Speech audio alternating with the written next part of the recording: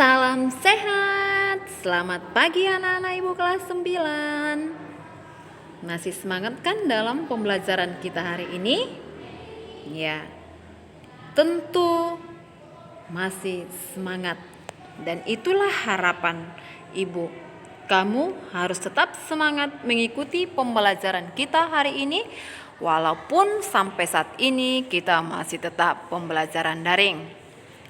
Nah, hari ini kembali lagi bertemu dengan Ibu dalam pembelajaran Bahasa Indonesia, tentunya Ibu Rismawati Malau SPD. Adapun materi kita pada pagi hari ini yaitu langkah-langkah menulis cerpen. Sekali lagi, materi kita pada pagi hari ini adalah langkah-langkah menulis cerpen. Nah,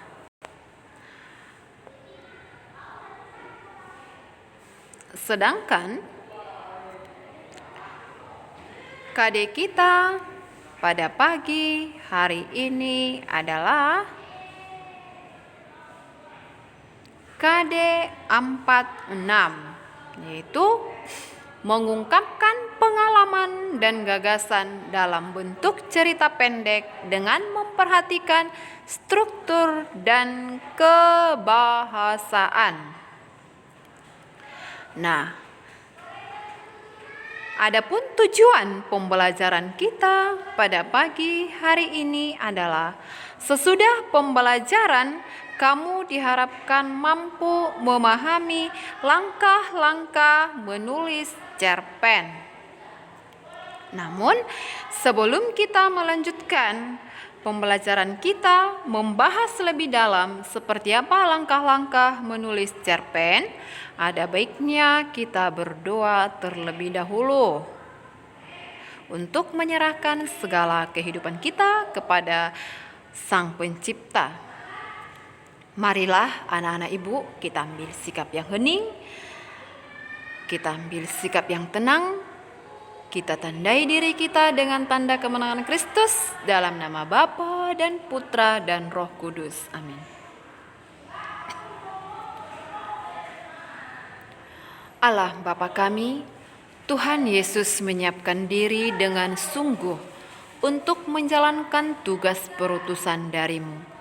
Dan para muridnya juga belajar sebelum mereka diutus ke seluruh dunia. Maka kami pun ingin belajar dengan baik untuk menyiapkan hari depan kami. Pertama-tama ya Bapa, kami bersyukur atas kesempatan belajar yang Kau berikan ini. Kami mohon terangilah akal budi kami supaya cepat memahami bahan yang kami pelajari. Berilah kami semangat belajar yang tinggi supaya kami dapat belajar dengan rajin, tekun, dan teratur. Bantulah kami selama belajar ini memusatkan perhatian hanya pada pelajaran sehingga tidak mudah terseret oleh godaan-godaan yang dapat melemahkan semangat belajar kami. Bapa, dampingilah kami dalam belajar ini. Santo Yohanes Bosco, doakanlah kami. Santo Yohanes Bosco, doakanlah kami. Santo Yohanes Bosco, doakanlah kami. Amin. Baik, anak-anak ibu, kita lanjutkan kembali pelajaran kita.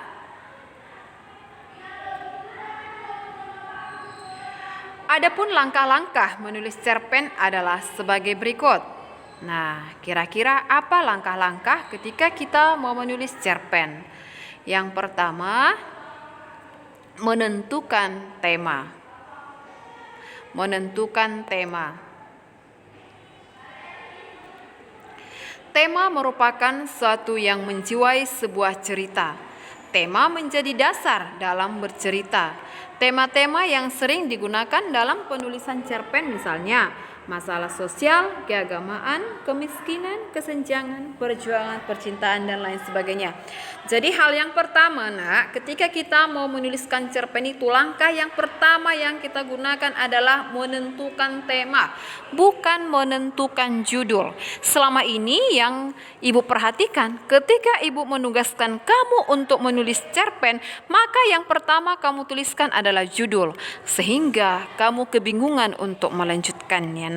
Jadi Hal yang paling utama anak-anak ibu ketika kita mau menuliskan cerpen, yang pertama adalah tentukan temanya. Kira-kira mengenai apa?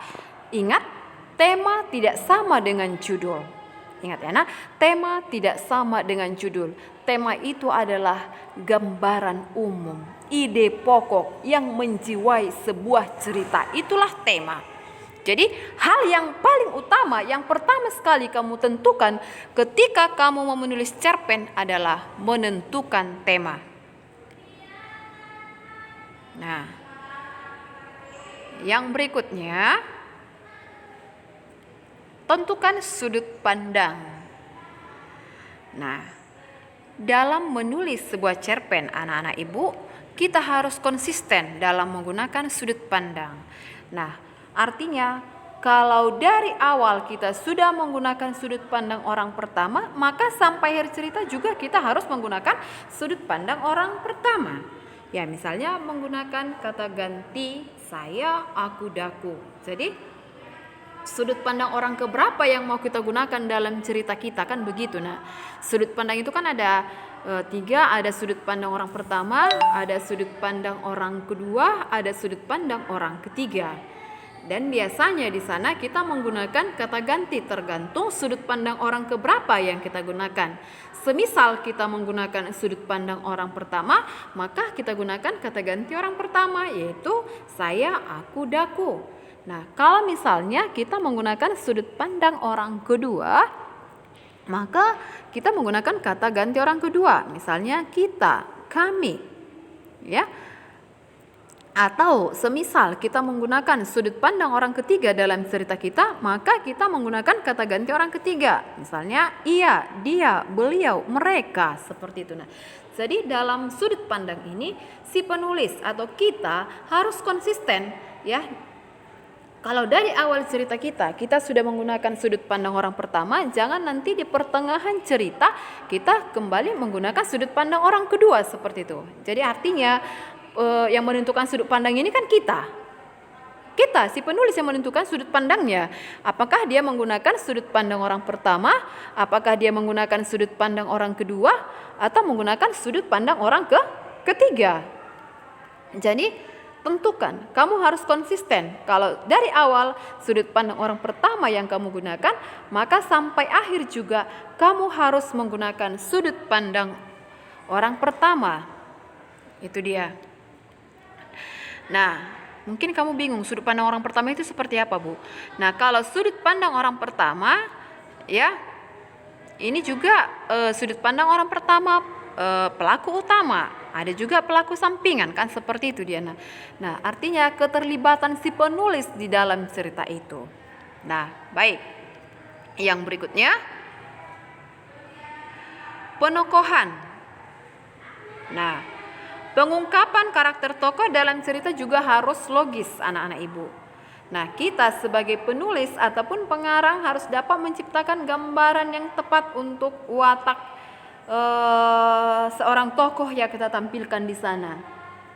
Ya, seperti apa karakternya. Karena penciptaan karakter tokoh inilah yang menjadi jalan cerita akan terbentuk seperti itu. Nah, yang berikutnya,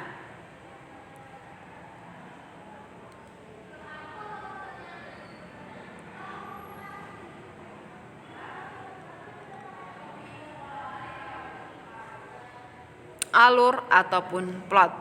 Tempat dan waktu dalam cerpen sangat penting. Tempat dan waktu biasanya menggambarkan kapan dan di mana cerita itu terjadi. Ya, ini kita berikutnya menentukan tempat dan waktu. Tempat dan waktu dalam cerpen sangat penting. Tempat dan waktu biasanya menggambarkan kapan dan di mana cerita itu terjadi. Maka yang berikutnya yaitu tentukan judul. Langkah berikutnya adalah tentukan judul. Judul dapat ditulis setelah seluruh cerita selesai ditulis.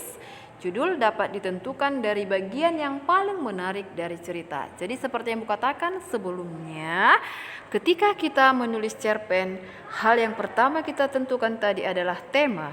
jangan judul. Judul itu bisa kita buat di akhir. Ya. Demikian pembelajaran kita pada pagi hari ini. Tetap patuhi protokol kesehatan. Dan yang paling utama, tetaplah semangat dalam belajar. Sebagai pantun penutup, semoga ini bermanfaat bagi kamu. Ibu tidak akan bosan-bosannya memberikan pantun di setiap akhir pembelajaran ibu. Adapun tujuan ibu memberikan pantun ini adalah semoga nilai yang disampaikan dalam pantun itu bisa kamu petik dan kamu terapkan dalam kehidupanmu. Pergi ke sungai memancing ikan, memasang umpan agar terkena.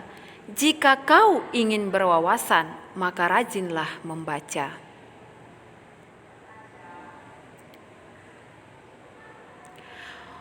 Bukit berbaris banyak batunya, di padang datar kita bertemu. Main game ada waktunya, kerjakan dulu PR dan tugasnya.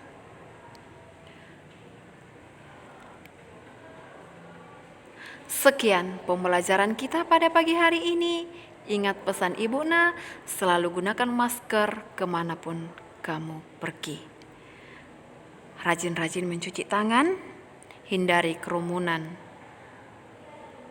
Tetap semangat dalam belajar. Terima kasih buat perhatianmu pada pagi hari ini. Salam sehat, sampai jumpa pada pembelajaran berikutnya.